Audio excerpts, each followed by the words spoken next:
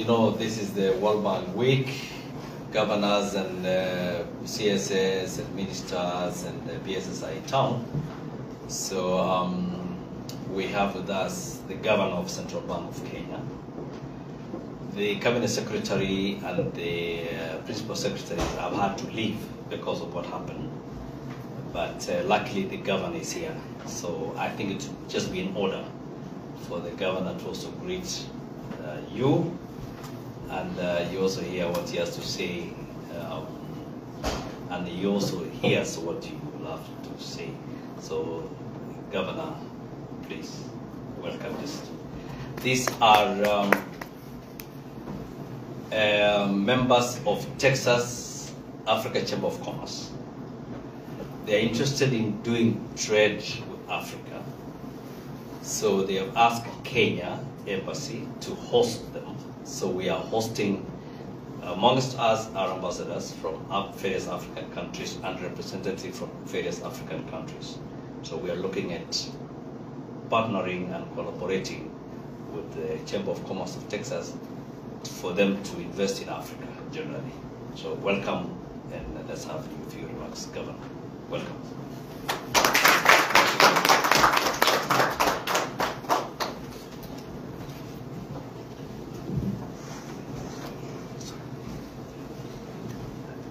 So,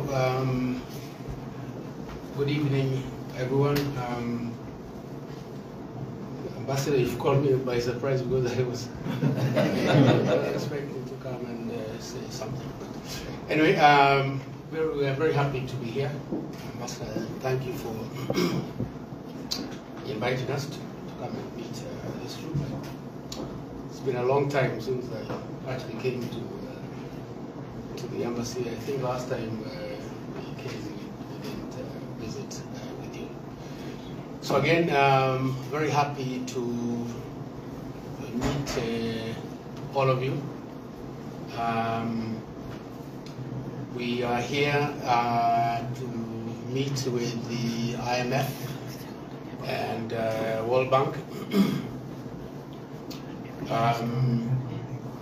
The discussions are difficult, but moving forward.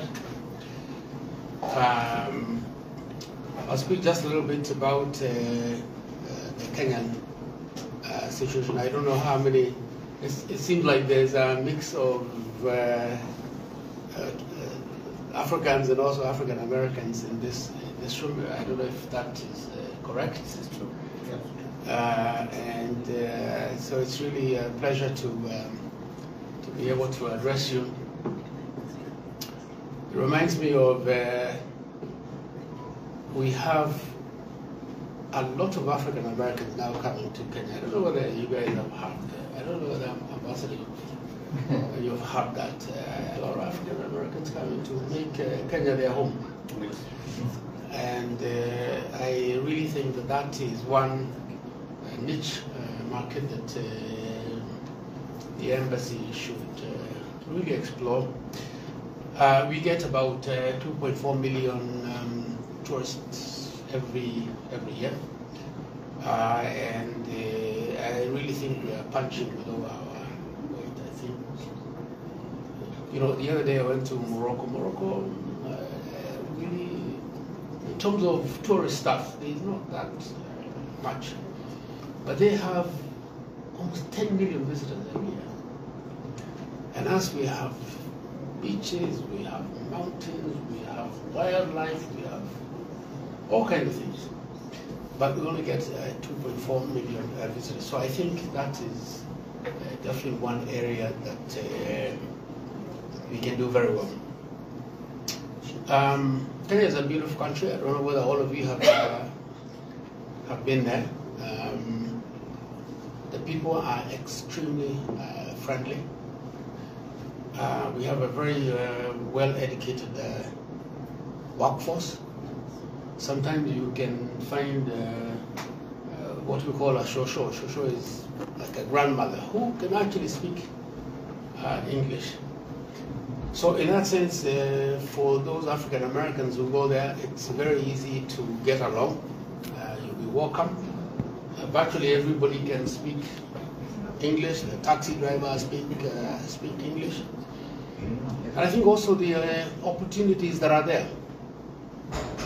I think Kenya is one of the countries that are doing very well in Africa. We have growth, the economic growth now is about at least 5% for this year, and it's going to be like that for the next few years. And that's compared, if you look at the sub-Saharan Africa average growth, it's about 4%. Global growth is about 3%, 3.1%, I think 3.2% this year and 3.1% next year. So we are growing at a much faster pace than the sub-Saharan average, which is about 4%, and also global growth. So there are a lot of economic opportunities opening up. And the good thing about the Kenyan economy is very diversified. It's not dependent on one particular product. It's not, in fact, we don't even depend on minerals. Ours is agriculture, finance, telecommunication, real estate, transport. Those are the kind of sectors we rely on. It's very diversified. When one sector does not work, the other sectors work. So you never find that the economic growth is slowing down significantly, other than during the COVID time. We find it's a very, very resilient economy. In addition to that, we have now been able to manage and control inflation.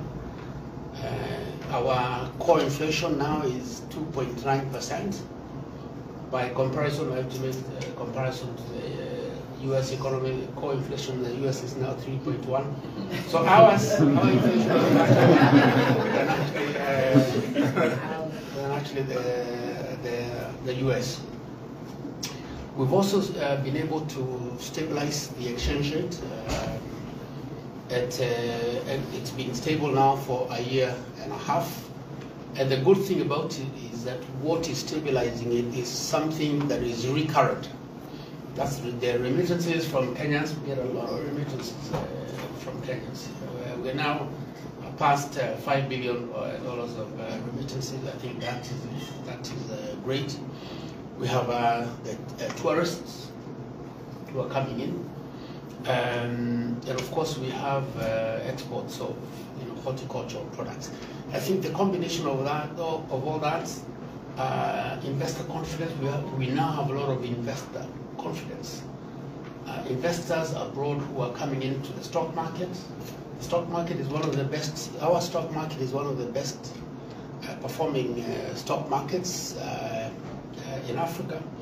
But they are also coming to buy things like treasury bills and bonds of the government. So that combination of tourism, exports, capital flows has really helped us to strengthen our international reserve position.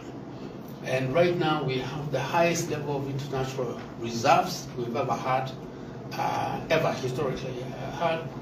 And that serves to just strengthen confidence in the exchange rate. So we have a fairly stable exchange rate, and I believe it will continue to be that way.